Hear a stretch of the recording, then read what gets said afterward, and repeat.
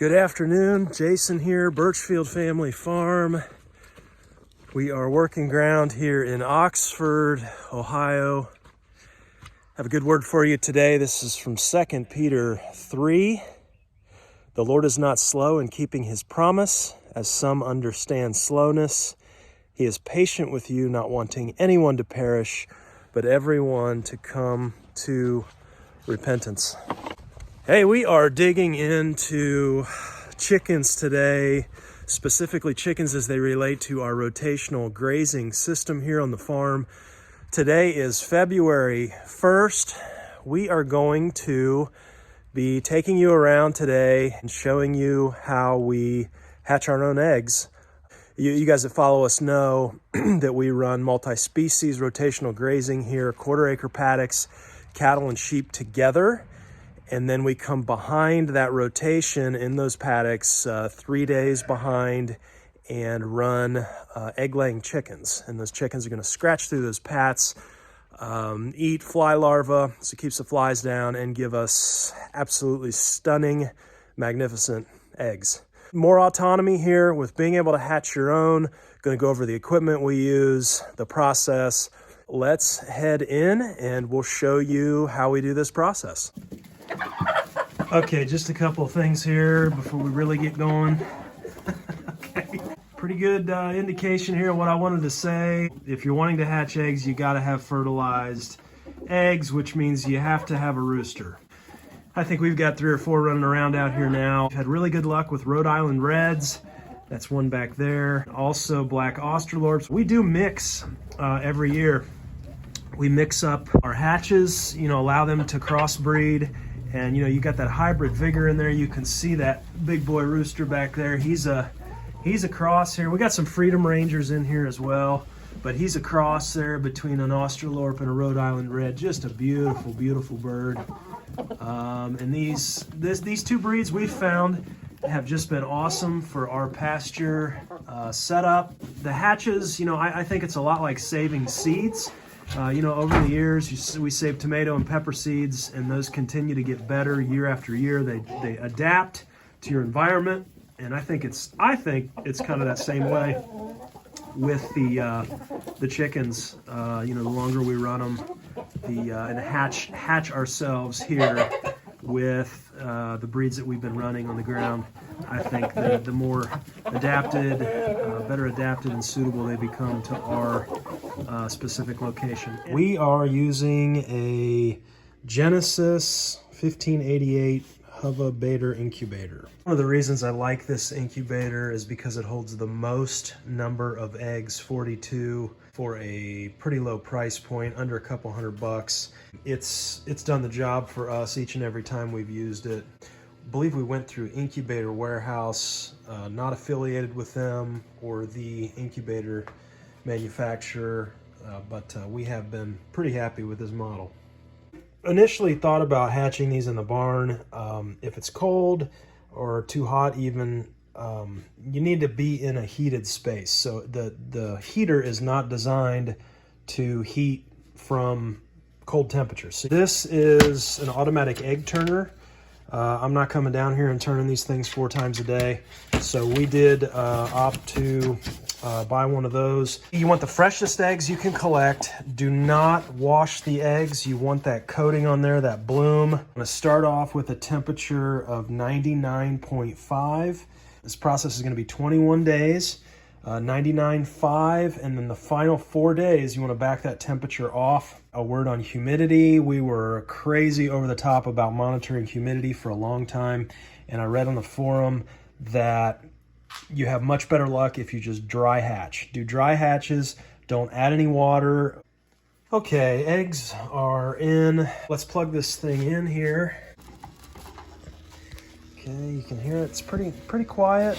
That turner is obviously, it's just going to shift the eggs one way and then back the other. You want the pointed side down. We're putting these in here at room temperature, so it's not heated up. So you can see incubator temperature is 57, and it's set at 94.9. One thing we found is this temperature is never accurate. So that's why we'll have to calibrate here. We'll come back in a few hours when this gets closer to temperature, and I'll show you how to make adjustments here. A couple of the common questions we get when hatching our own laying chicks. Number one is, can't you just let the hen do this naturally? Won't the hen, sit on a clutch of eggs and hatch those out? Wouldn't it be much less work?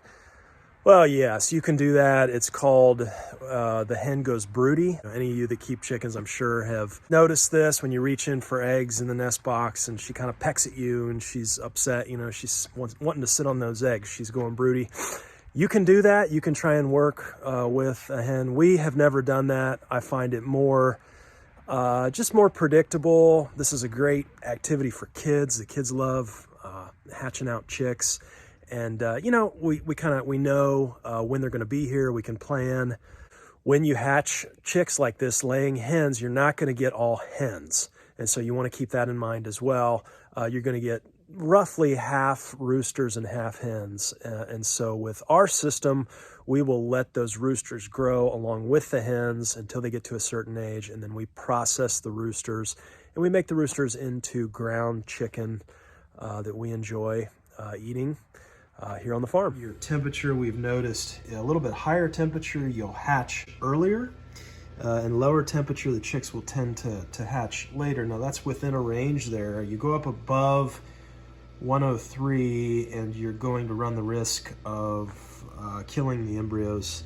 And then if you go cooler, again, it's just going to take longer is what we've been told. But 99.5 to 105, we will check back in here for candling. Okay, it is February 15th. We are going to be doing some candling. 15 days that these eggs have been developing. Let's get in here. We're gonna hit the lights and show you what we got going on. Okay, I am gonna try and show you this here one-handed. Going from the bottom there, I'm not really sure how much you can see. The dark spot there is the chick, all the veins and everything there. Can't see a whole lot there. Let's go from the top. Okay, a little bit better right there. And you can see the air sac at the top and then those veins. And I don't know if you can see that, but this thing's actually moving around. I am not, you can see my hand is still, I'm not shaking this thing. And it's alive. It's moving in there.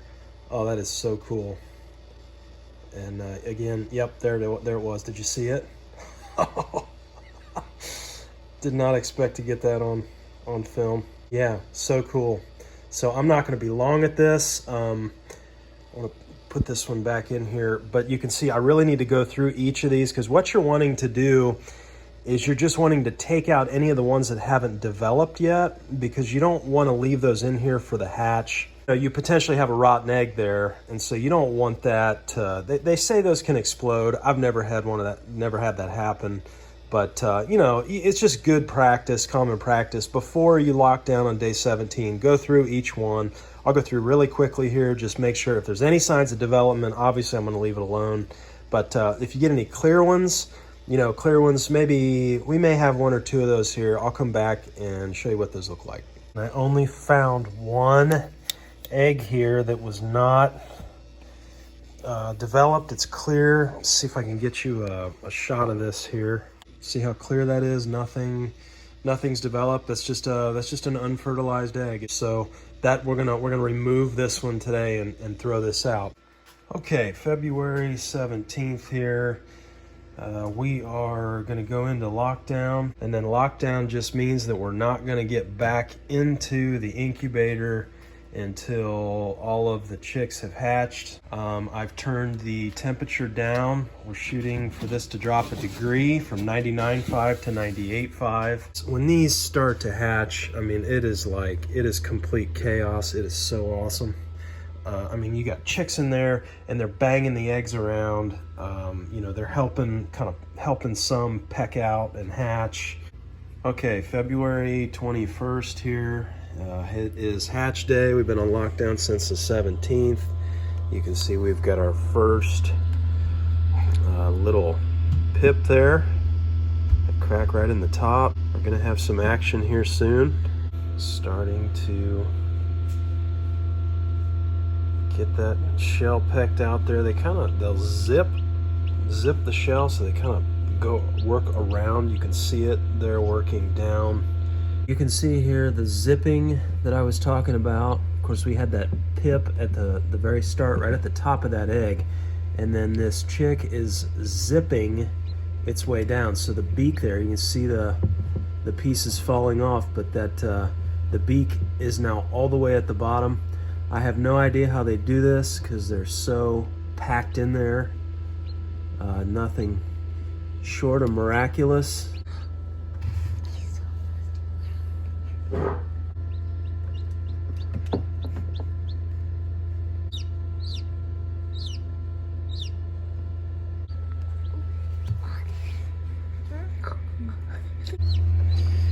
Okay, so it's out late into the evening here. On the 21st, we have our first hatch.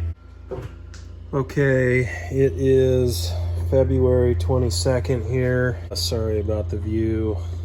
Gosh, what do we have here? I don't know, 10 or 12. Okay, it is the morning of February 23rd, and complete chaos in here. We've got to get them out.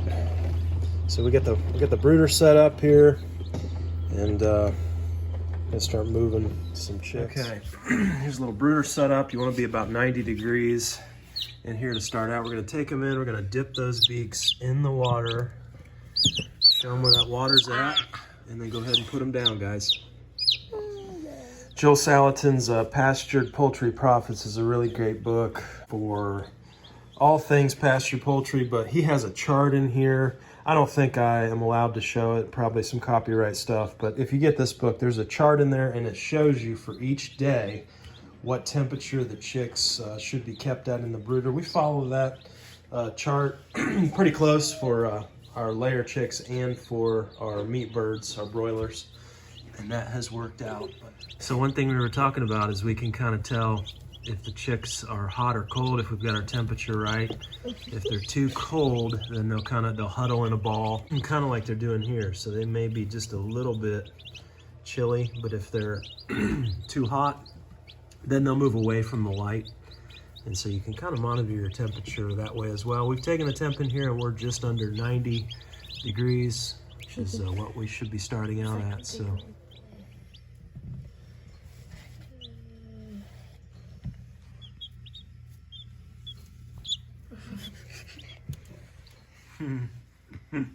They're so soft. They are soft.